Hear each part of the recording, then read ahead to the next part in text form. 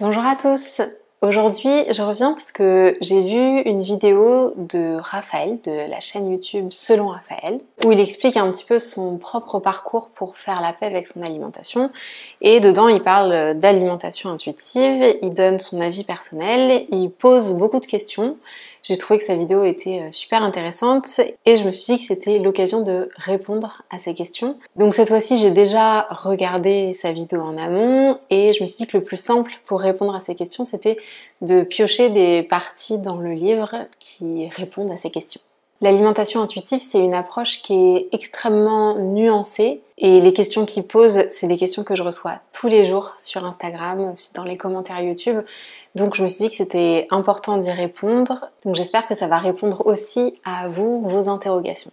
Voilà, on va commencer et comme d'habitude, si la vidéo vous plaît, n'oubliez pas de la liker, ça me fera toujours plaisir. Et je verrai si je fais d'autres vidéos peut-être pour préciser encore davantage les nuances de l'alimentation intuitive. Donc là, je vais pas regarder toute sa vidéo en entier, je vais directement aller aux questions qu'il pose et répondre directement. Voilà, je mange sainement, librement. Autant, il y a plein de moments, il y a plein de situations dans lesquelles je ne mange pas intuitivement.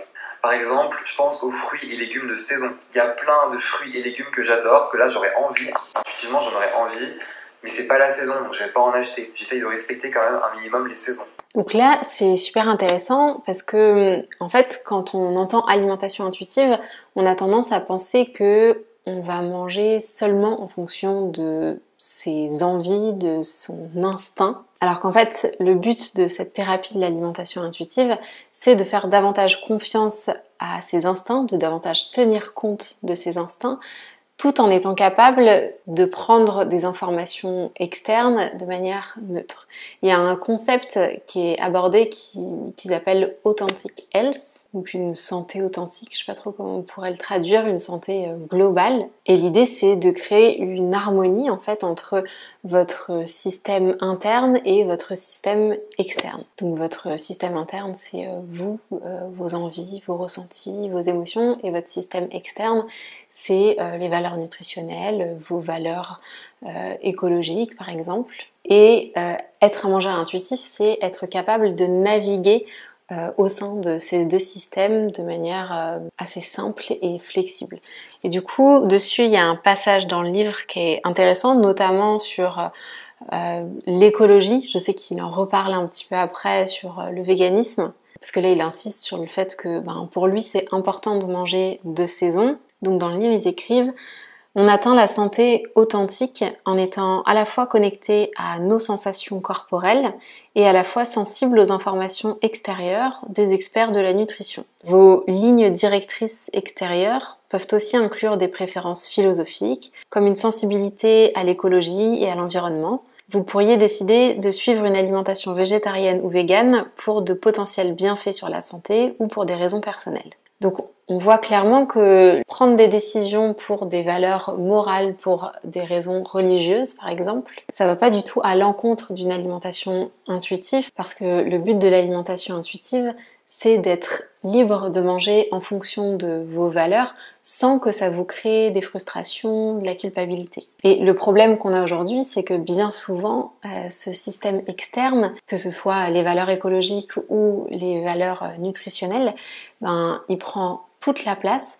Donc effectivement, dans l'alimentation intuitive, tous les premiers principes, on va s'intéresser à développer ce système interne, à apprendre à lui faire confiance, parce qu'aujourd'hui, il est complètement enfoui. Mais ça ne veut pas pour autant dire qu'on met de côté ce système externe, pas du tout. Un mangeur intuitif, ça va être quelqu'un qui va être capable de naviguer entre ces deux systèmes, de trouver en fait l'équilibre qui lui convient à un moment T. Parfois, je suis chez mes parents, je vais me prendre une bonne collation, j'ai envie de me faire un bon porridge, là intuitivement j'ai faim, je vais me faire une collation. J'ai mes parents qui me disent écoute, on revient des courses, là on a acheté des pizzas, on a pris les pizzas véganes, on arrive dans 5 minutes. Je vais pas manger mon porridge. Intuitivement j'en aurais eu envie, là j'en aurais envie maintenant, mais j'ai bien envie de garder mon appétit pour la bonne grosse pizza qui m'arrive. C'est pas très intuitif du coup, mais je fais un peu marcher mon cerveau. Et je me dis ok, attends, ne mange pas ton porridge, c'est pas très intuitif. Pourtant, ça me va très bien et j'estime que j'ai un très bon rapport avec la nourriture en pensant comme ça. Là, c'est super intéressant et je pense qu'il en reparle ensuite dans la vidéo. Mais c'est une question qui revient souvent. Est-ce que si j'anticipe mes envies, si j'anticipe un repas, est-ce que ça va à l'encontre de l'alimentation intuitive? Et en fait, cette question, elle reflète un peu ce mode binaire dans lequel on est, où on manque un peu de flexibilité, comme si on devait manger exactement en fonction de notre instinct, alors qu'en fait, on vit dans la vraie vie où il se passe des choses, où on mange avec des gens, où on a un travail qui nous impose certaines horaires, où on n'a pas toujours accès à exactement ce dont on a envie. Bref, on fait face à plein de contraintes et d'événements différents et l'alimentation intuitive va pas du tout aller à l'encontre de ça. Ce qu'on veut, c'est faire davantage confiance à son instinct, mais tout en restant flexible et surtout qu'on mange d'une manière qui nous convienne, ce qui a l'air d'être clairement le cas ici. Donc à un moment dans le livre, ils disent « Il est important de manger principalement en fonction de votre faim biologique, mais il est aussi important d'être pragmatique et flexible. Par exemple, imaginez que vous allez voir une pièce de théâtre avec des amis qui dure 3 heures, entre 19h et 22h. Vous avez l'opportunité de manger au resto 1 heure avant, à 18h. Vous n'avez peut-être pas faim à ce moment-là, mais vous aurez sûrement très faim après la pièce de théâtre. Est-ce que vous allez au restaurant et vous ne mangez rien, en sachant que vous aurez faim au milieu de la pièce et très faim à la fin? Dans cette situation, manger un repas léger au restaurant pourrait être une solution. Donc c'est pas exactement la même situation, mais l'idée derrière est exactement la même, c'est-à-dire on a à notre disposition plusieurs informations et à ce moment-là, la décision qui va me satisfaire davantage, c'est d'attendre la pizza et de ne pas manger ce porridge pour avoir assez faim et apprécier ma pizza. Des fois, je me réveille le matin, j'ai pas faim. Mais je sais que je vais enchaîner plein de rendez-vous, je vais sortir de chez moi et du coup, je vais sûrement pas manger avant midi. Et donc, je risque de crever la dalle et de pas être de bonne humeur ou d'avoir une faible énergie durant la matinée. J'ai pas envie de me trimballer avec un Tupperware, avec un petit déj avec moi. Bah, je vais manger le matin. Alors, c'est pas que je me force, mais voilà, je me dis mange le matin, comme ça t'es tranquille pour la matinée, t'as de l'énergie. T'auras ton carburant pour être bien pour tes rendez-vous. Bah voilà, c'est ce que je fais, je mange le matin, même si intuitivement là, j'ai pas envie de manger. Donc là, c'est intéressant parce que les réactions qu'il a, c'est exactement celles d'un mangeur intuitif. Et c'est exactement ce que le livre explique. Il y a des moments où anticiper ce qu'on va manger, c'est manger intuitivement. Donc là, typiquement, c'est exactement ce qu'il fait quand il prend un petit déjeuner alors qu'il n'a pas faim, mais qu'il sait qu'il a besoin d'énergie pour toute la matinée. Le soja, pareil, le soja ici, je suis à Bali, il y a plein de produits succulents à base de soja. J'en ai mangé plein, j'ai décidé d'arrêter parce que je ne le digère pas bien, je suis un peu intolérant, ça flingue ma digestion. Donc j'en consomme pas là, ça fait 1 ou 2 semaines que j'achète plus de soja, que j'en mange plus. Pourtant intuitivement j'en aurais grave envie, ça m'attire grave, j'en veux. Mais mes intestins me disent merde, donc clairement j'en mange pas.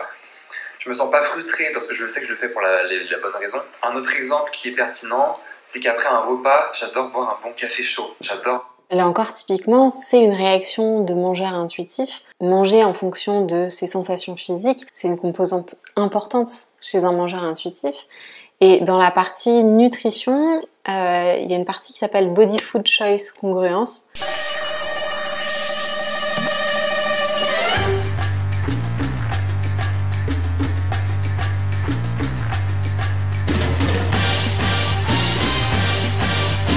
Donc la convergence entre les choix alimentaires au niveau du goût et ceux qui te font te sentir bien physiquement. Donc quand on parle de se reconnecter à ses sensations, c'est exactement de ça dont on parle. Et c'est une composante tellement importante que pour définir si un mangeur est intuitif ou pas, il y a un test qui a été créé et il y a tout un tas de questions sur cette convergence justement entre le ressenti du corps et les envies de manger. Et donc dans le livre, ils expliquent que ça correspond à quelles sensations la nourriture nous fait ressentir dans notre corps. Comment est-ce que tu te sens quand tu manges un aliment en particulier. Et cette conscience interne, cette connexion à ton corps, va te permettre de modifier, de décider qu'est-ce que tu vas manger en allant au-delà de seulement le goût que tu as dans ton palais. Ça veut dire que ta bouche, ta langue,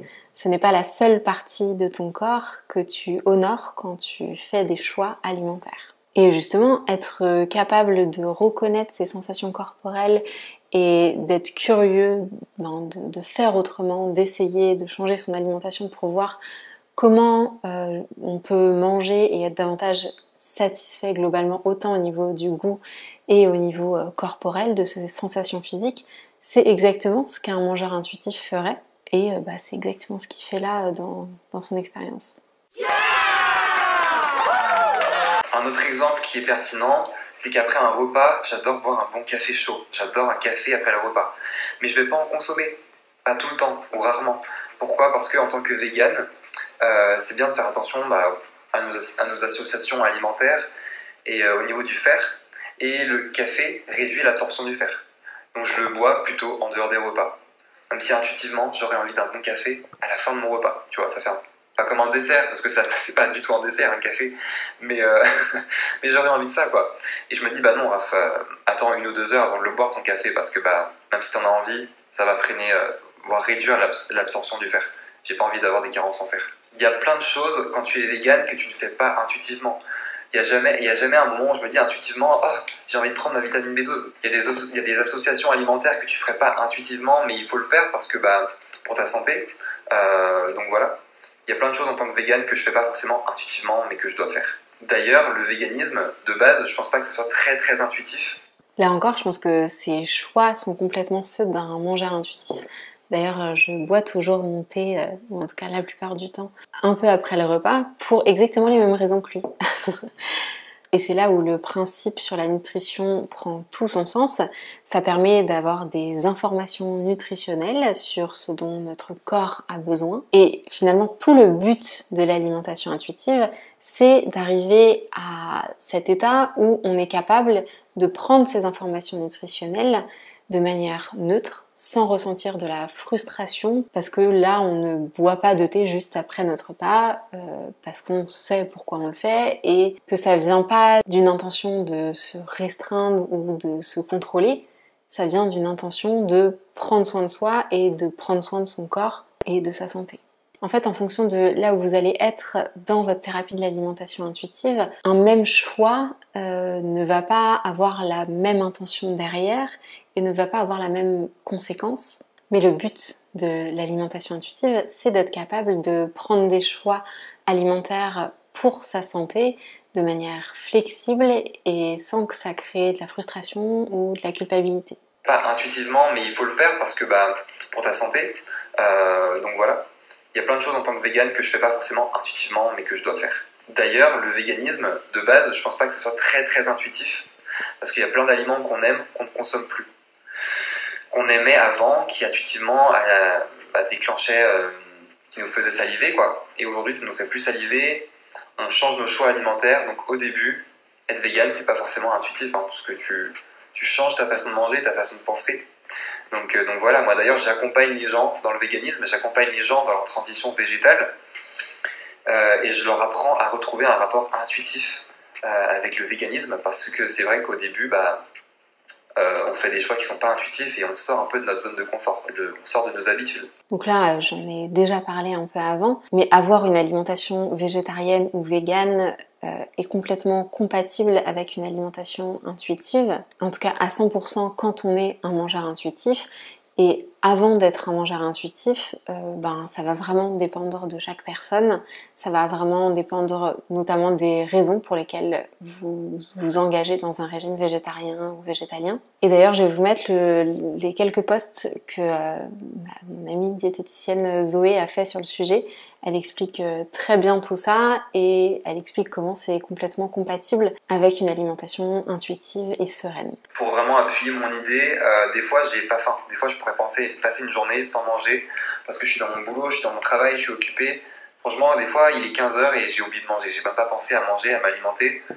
C'est là que je me dis fais-toi un repas. Parce que tu vas trop maigrir, tu vas finir... ça fait pas assez de calories dans une journée. Et manger pas assez, je pense que c'est pas bon non plus. Et voilà, donc des fois c'est bien aussi de se dire mange, de pas forcément écouter que son intuition et son instinct primaire, quoi. C'est un peu le fait de faire marcher son cerveau et son mental pour aussi savoir honorer sa santé et recouvrir ses besoins, etc. C'est bien d'avoir des connaissances en nutrition et de pas que se fier à l'intuition. Bah là encore, c'est une réflexion de mangeur intuitif complètement. Il y a un passage dans le livre qui l'explique très bien. Si vous ne ressentez pas de signaux de faim, vous devrez faire appel à votre pensée rationnelle pour vous nourrir. Rappelez-vous, manger intuitivement est une dynamique entre vos instincts, vos émotions et vos pensées rationnelles. Cela peut sembler contraire au protocole d'alimentation intuitive de l'écoute de votre corps, mais dans les situations où vos signaux de faim sont hors ligne, se nourrir de cette façon est une manière de prendre soin de soi. Donc là, ça décrit exactement le cas dans lequel on est. S'assurer de manger assez, en fait, c'est une composante essentielle de prendre soin de soi qui est décrite dans la thérapie de l'alimentation intuitive et qui est même la base en fait. Donc ici, j'aimerais vraiment insister sur cette partie-là où on explique que manger intuitivement, c'est une dynamique entre vos instincts, vos émotions, vos pensées rationnelles et c'est pas seulement manger instinctivement. Manger intuitivement, ça regroupe tout ça, c'est un équilibre parmi tout ça. Et c'est pour ça que c'est extrêmement nuancé et extrêmement personnel. Le hic avec l'alimentation intuitive, et là où je suis pas trop en accord, c'est que la santé, ça vient en dernier, c'est le dernier principe. Et moi, je le mets vraiment en honneur. Moi, la santé, je la mets vraiment à l'honneur. J'incite les gens à manger sainement, à faire des choix sains, aussi des choix flexibles, évidemment. Et à pas s'enfermer dans l'alimentation saine parce que ça peut devenir contre-intuitif et vraiment malsain de manger trop sainement. Mais voilà, il faut aussi trouver un équilibre quoi, et pas écouter que son intuition. Franchement, on ne peut pas toujours faire confiance à son intuition. Combien de fois moi j'ai fait confiance à mon intuition et c'était de la merde. Et combien de fois, des fois je me dis aussi, putain, si seulement j'avais écouté mon intuition, cette petite voix que j'ai au fond de moi, c'est vrai, des fois l'intuition, c'est ce truc quoi, mais ça marche pas toujours. Donc là, il y a deux choses importantes. Il y a cette confusion entre manger instinctivement et manger intuitivement. Donc il y a un passage notamment qui explique qu'en fait manger intuitivement inclut manger instinctivement. On atteint la santé authentique en intégrant les messages de notre monde interne, notre corps et notre esprit, avec les recommandations de santé concernant la nutrition et le mouvement qui viennent du monde externe. Donc par exemple l'Institut national de la santé. Votre monde interne apporte une dynamique entre l'instinct, les émotions et les pensées.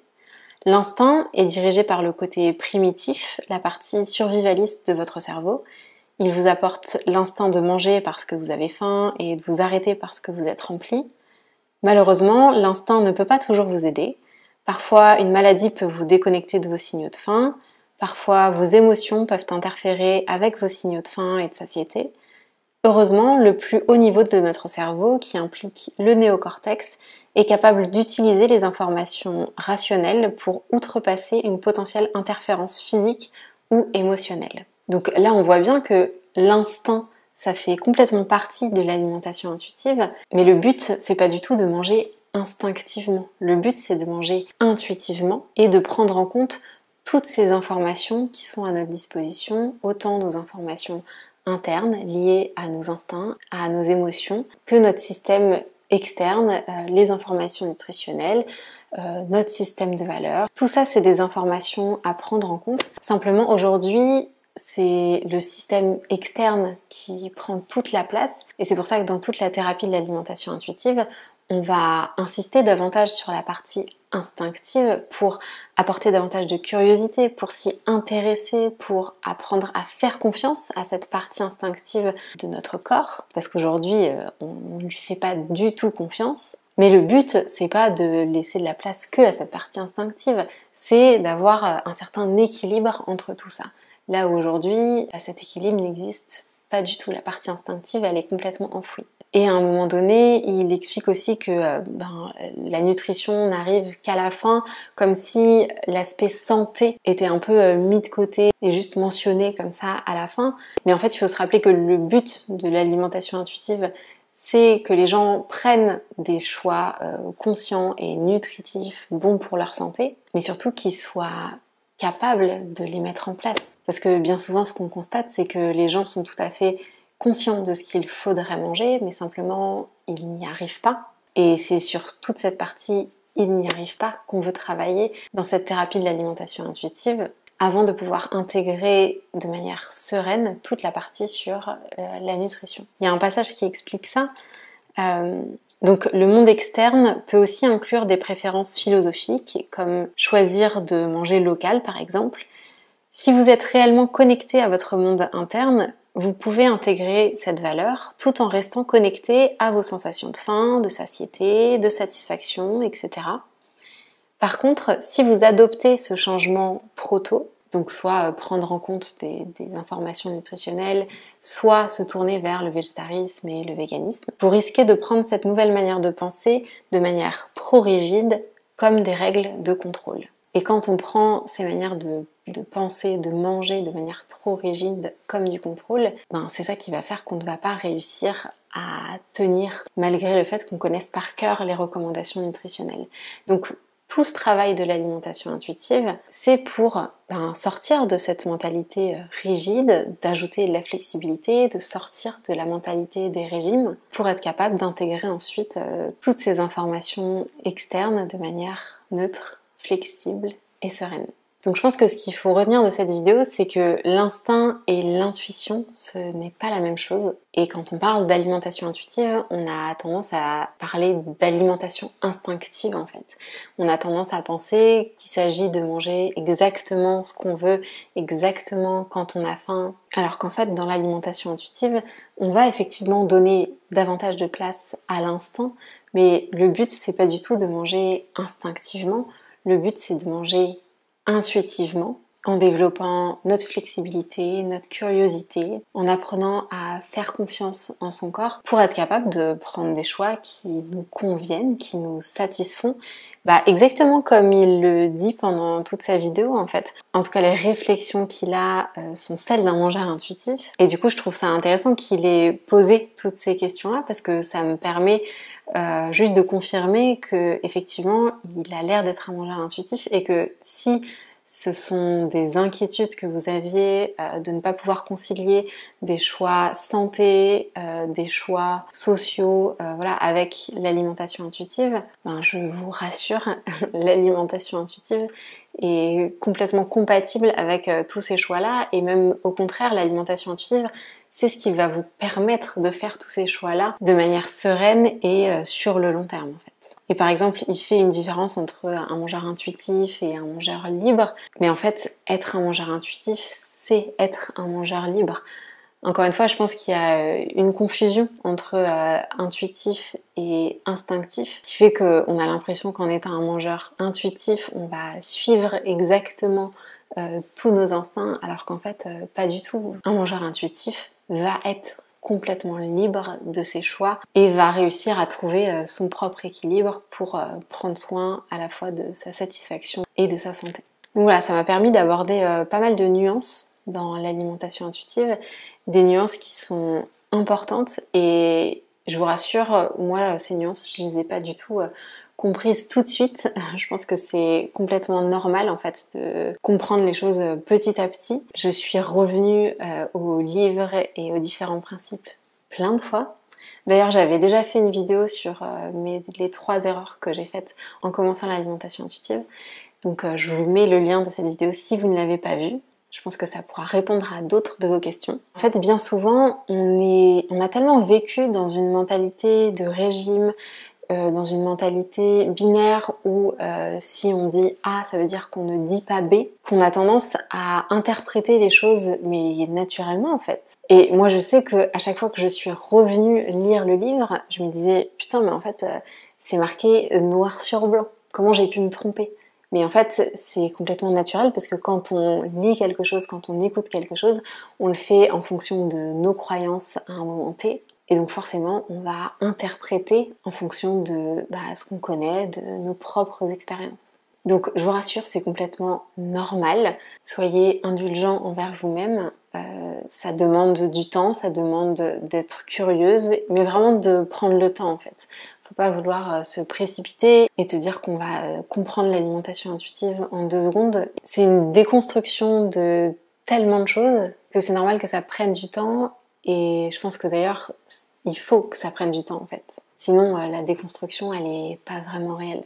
En tout cas, si vous voulez aller plus loin, vous pouvez suivre mon programme. Je mets un lien directement dans la description, comme ça vous recevrez toutes les informations. Et sinon, vous trouverez déjà beaucoup d'informations sur YouTube, sur Instagram. Donc voilà, j'espère qu'en tout cas cette vidéo vous a plu, que ça vous aura aidé à avancer un peu dans votre réflexion. N'hésitez pas à me dire ce que vous en avez pensé en commentaire. N'oubliez pas de liker la vidéo si ce n'est pas déjà fait. Et je vous dis à très vite. Bye.